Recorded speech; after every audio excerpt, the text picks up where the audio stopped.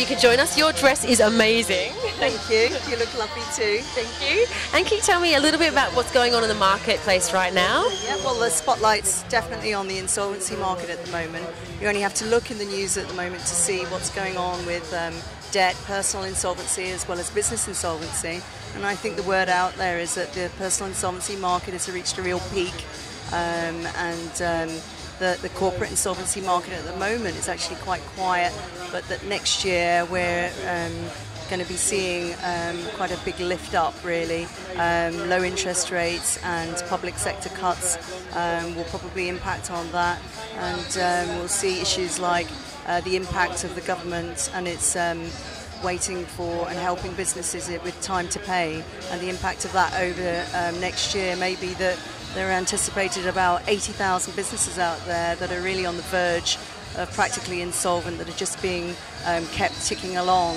And we're going to see what the impact of that will be like out in the economy. So I think it's going to be difficult news, and it's going to be up to insolvency practitioners to deal sensibly and with integrity in that marketplace to see that through.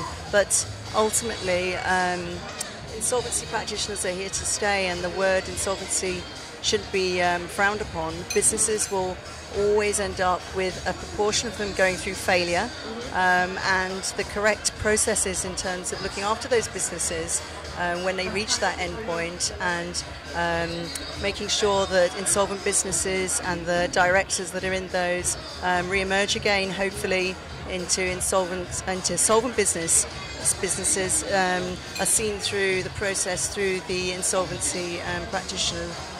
So it's important what they do, and I think today we've seen an award ceremony for them, the only award ceremony, and that's something that's very much needed, I think, to highlight their best practice. Yeah.